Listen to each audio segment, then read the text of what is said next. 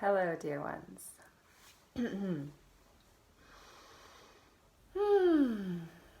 So, as always, may I speak on behalf of God rather than ego today. May I speak for the divine rather than the carnal, and for love rather than fear. Today, I wanted to share something that has really helped take my meditation practice to the next level, and something that has also helped me to reinterpret a verse of the Bible right in the very beginning of the Old Testament, right there in Genesis, like page 1, page 2, that has always really bothered me. And so I'm going to start with that verse and let you know what that is, and then share a verse that allowed me to reinterpret it along with some words of Joe Dispenza. So this is from Genesis 1, verse 26. So, then God said, "Let us make man in our image, in our likeness, and let them rule over the fish of the sea and the birds of the air, over the livestock, over all the earth, and over all the creatures that move along the ground." So we will come back to that verse a little bit later. But what first inspired me to do this talk was a couple weeks ago when I was reading the book of Acts, and something happens. Peter has a vision. This is in Acts 10. And the way that that vision is interpreted made me think, wait a second, if animals are interpreted in that way, in that part of the Bible, then that means animals could be interpreted in that way in Genesis. So this is from Acts 10, Acts 10, verse 10. And I'm sure that there is a lot of other symbolism going on here that I'd like to discuss in the future, but for now I'd like to just use this to relate to what has been helping me meditate. So we'll just do it on that level. So this is Acts 10, verse 10. Well, actually, let's start with Acts 10, verse 9. Because it's so nice how he went up to the roof of the house to pray. The next day around noon, as Cornelius's men were approaching Joppa, Peter went up to the flat roof of the house to pray. He was hungry and wanted to eat, but while lunch was being prepared, he fell into a trance and entered into another realm. As the heavenly realm opened up, he saw something resembling a large linen tablecloth that descended from above, being let down to the earth by its four corners. As it floated down, he saw that it held many kinds of four-footed animals, reptiles, and wild birds. A voice said to him, "Peter, go and prepare them to be eaten." Peter replied, "There's no way I could do that, Lord, for I've never eaten anything forbidden or impure according to our Jewish laws." The voice spoke again, "Nothing is unclean if God declares it to be clean." The vision was repeated 3 times. So again, I know that there are a lot of levels of symbolism there that I hope to go into in future videos as the mystery is further revealed to me. But what I want to talk about with this today is just a couple of lines about the way this is interpreted. So right away, it's revealed that the meaning of this vision had nothing to do with animals, that the animals were a symbolic means of talking about the different types of people on the earth that would maybe be considered unclean. Which, again, if we could go into symbolism, could mean ideas or states. But for now, we'll just say people. So just a few times where it's talking about the meaning. So this is in Acts 10, verse 28. "Yet God has shown me that I should never view anyone as inferior or ritually unclean." And then anyone. So he's already like, that vision meant that I shouldn't view people as unclean, even though what was said or shown to him was animals. So then we are in Acts 10, verse 34. Peter said, "Now I know for certain that God doesn't show favoritism with people, but treats everyone on the same basis." Okay, so again, there's a lot of good stuff going on here symbolically. But what I love about this, as soon as I read that, I was like, wait a second. So right away, Peter has a vision. This is in the New Testament in Acts. And right away, we're told that the animals that he saw in that vision were meant to represent people. And so then when we read this again, then God said, "Let us make man in our image, in our likeness, and let them rule over the fish of the sea and the birds of the air, over the livestock, over all the earth, and over all the creatures that move along the ground." So what if animals there is just symbolism, and it literally says all the creatures that move along the ground. So what moves along the ground? Our bodies move along the ground.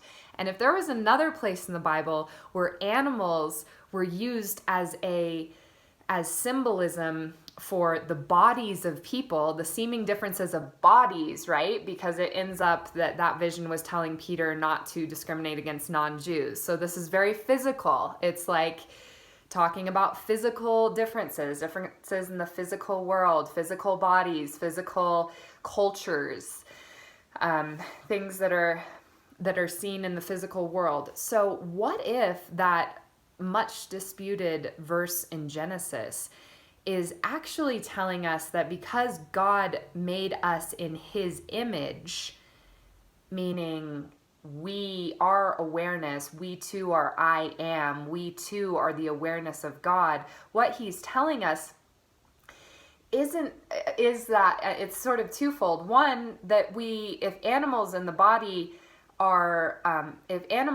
Bible are symbolism for the physical world, then it's telling us that we are meant to have dominion over our bodies and also dominion over the physical world. So that's not actually saying that in this literal interpretation that we, are meant to rule over all the animals and be the boss over all of them. It's really saying we're meant to rule over the animal of our own body. Or again, taken to another level, that we're meant to rule over the physical world, because this isn't what's real. So rather than letting outer manifestations rule us, we must be the rulers of our own minds and of our emotions, and realize that it is from there that we rule over, and maybe that could just mean keep inner peace despite what is seen in the outside world. But I wanted to share the way that this has been helping me with my meditation, because another way that this sort of interpretation came to me, experiential interpretation and understanding, was through listening to Joe Dispenza, who is a huge proponent, a modern mystic, huge proponent for transcendental meditation. And he talks about how the cornerstone of transcendental meditation is to not identify with the body. So to become no thing, no place, no time, just to become pure consciousness, pure I am. I am aware of being, but I'm not conditioning that as being aware of, being a body, being Virginia, being in this place, being in this time. I just am. And it's in that transcendental state that we access wave consciousness rather than particle consciousness, love rather than fear, God rather than ego, however you want to say it.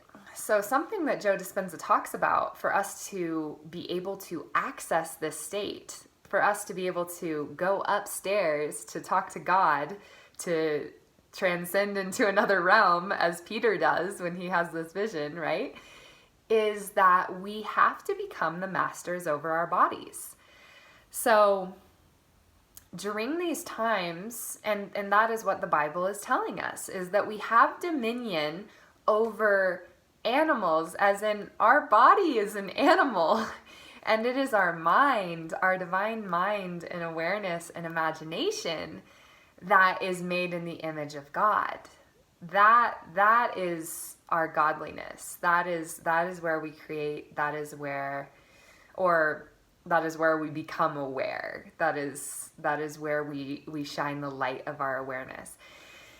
And so Joe Dispenza talks about, you have to tell your body when you sit down, because your body is going to say, well, I'm hungry. Well, I want to move. Well, I want to go do this. But, oh, you need to call this person. Oh, you need to get up and do this.